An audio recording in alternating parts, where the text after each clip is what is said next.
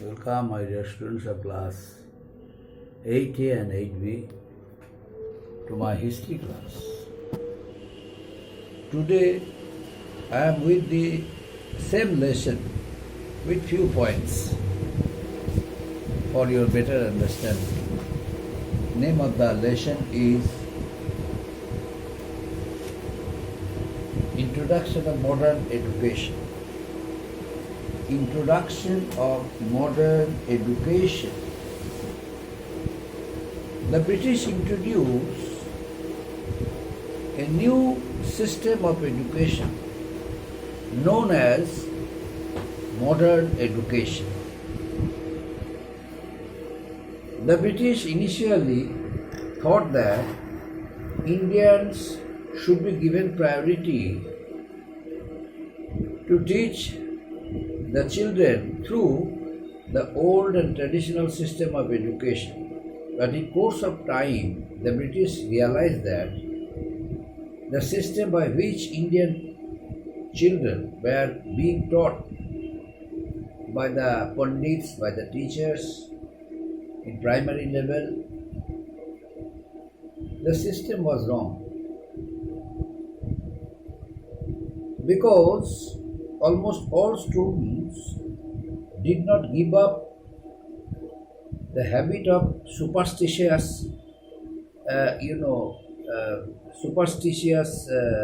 the habit of superstitions and prejudices. And so, they could not become, they were unable to be good students. And that wave came in their nature, in their behavior, in their activities. The British decided to make them well educated, to make the children well educated.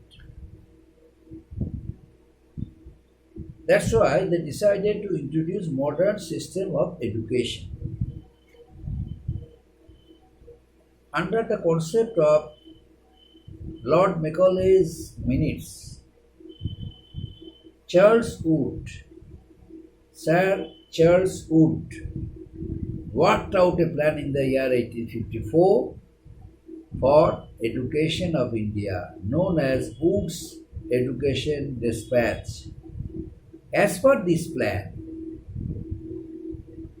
universities with affiliated colleges were set up in each of the presidency towns of India, Calcutta, Bombay and Madras. In the year 1857, primary schools, which were the regional centers of learning, the British allowed Bengali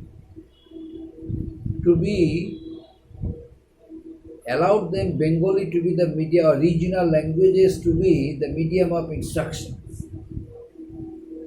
And a number of schools also are set up in different districts. In the year 1858, the eminent writer of Bengal,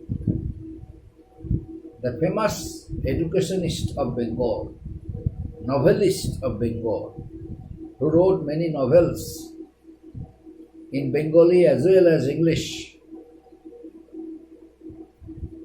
and became later, judicial magistrate, worked in different districts of Bengal. Who was he? He was Bankim Chandra Chatterjee, who wrote the famous song Bande Mataram, and wrote that very novel, Anandamath. That very novel, encouraged Indian revolutionaries. As a result, they all got themselves united and organized revolt, movement against the British. That very person, Bankim Chandra Chatterjee,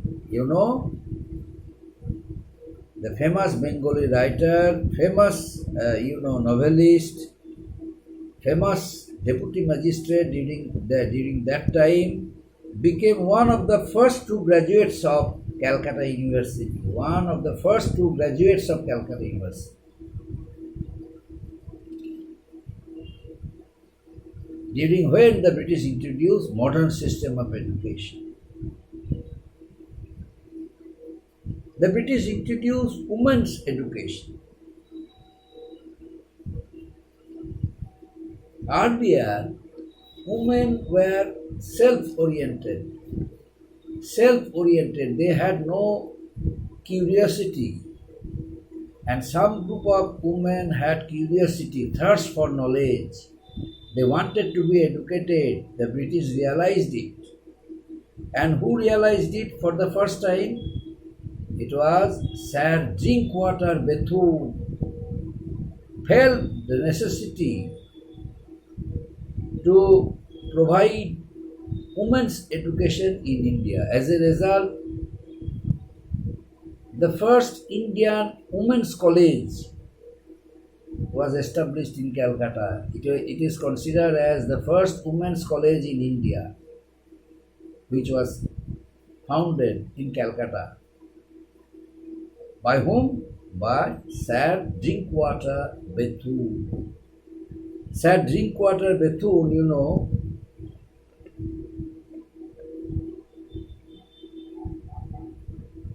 favored women's education. He paid attention to the cause of women's education. Traditionally, women were not allowed to go to school because it was against the sentiments of the Bengali people.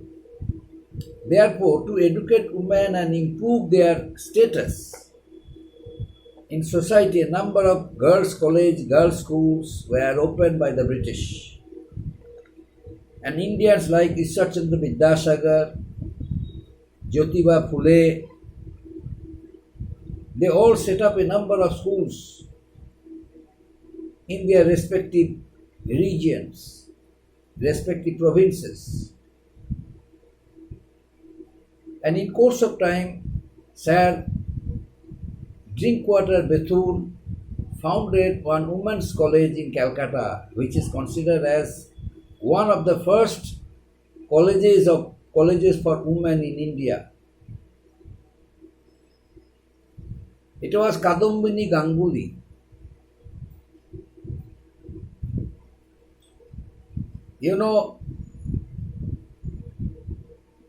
Graduated from the Calcutta Medical College and became the first woman in South Asia to practice Western medicine. Who was she? She was Kadambini Ganguly. And she was from Bengal. She left her house for Calcutta, came from present day of Bangladesh and got admitted into Calcutta Medical College and graduated from there, medical graduate. He became ultimately a medical graduate. She was often compared to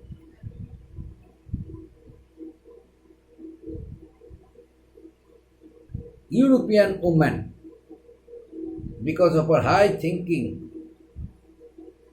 courage, determination. During that conservative society, he didn't care for anyone else and kept on studying and ultimately reached her goal. And another one, Toru Dutt. These points are not mentioned in your book, my dear students. Since today I am teaching few points of this lesson which are very important to learn. That's why some extra points I am teaching you, so that you can gain better knowledge of this chapter. It was Toru Dutt, daughter of a social activist, Govind Dutt. During that time, Govind Dutt was a very powerful man. his outstanding personality as a social activist, Govind Chandra Dutt provided modern education for his children. Toru Dutt was his daughter. Toru Dutt ultimately became a great poet and could write English and French. He wrote many poems, both in English and French, and was often compared to English poet Wordsworth. Often compared to English poet John Keats for the beauty of her verse. But ultimately and unfortunately, she died young at the age of 21. Who was she? She was Toru Dutt, daughter of Govind Chandra Dutt, an eminent and social activist of Calcutta during that time. So these were done. These had happened because of the inspiration and educative policy of the British. Women education, had become possible only for them.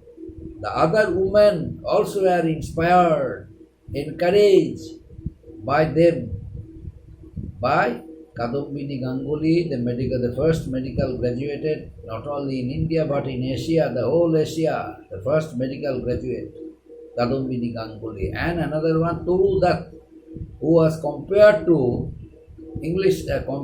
poet John Keats.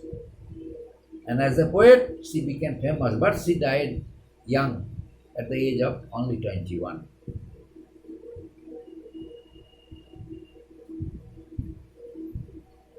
As per the system of, British policy, as per the system of framing a number of British policies in India, there came some changes in the system of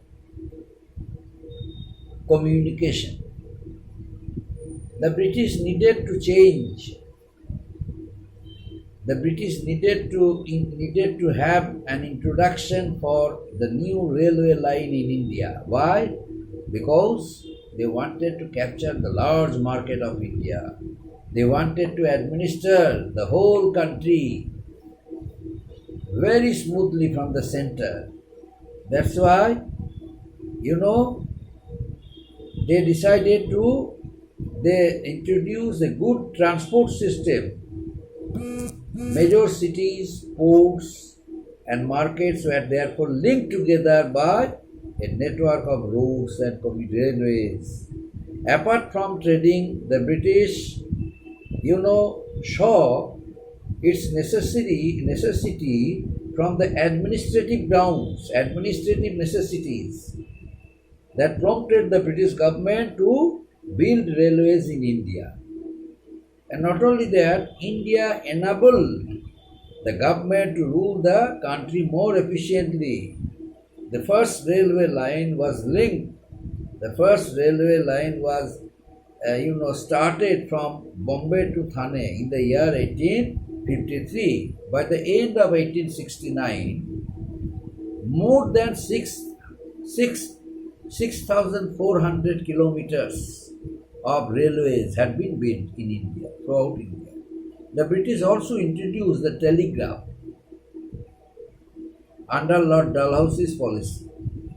The first electric telegraph line was set up between Calcutta and Diamond Harbour in the year 1850. A modern postal system also was launched during that period. Now, what was about the impact of the modes of railway communication in India? The railways and the postal system introduced by the British brought the different parts of India together. And not only that, it helped the Indian people to be benefited in their personal works. It therefore contributed in major way to the spread of the national movement throughout the country, But it was also helpful to the British because the British army started moving as quick as possible from one place to another. This helped them to suppress many revolts which was organized by the Indian revolutionaries. The British helped them subdue revolts and unrest led by the Indian nationalists.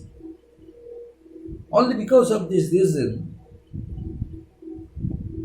the British, by introducing a good mode of railway communication and road communication, was benefited with that very system.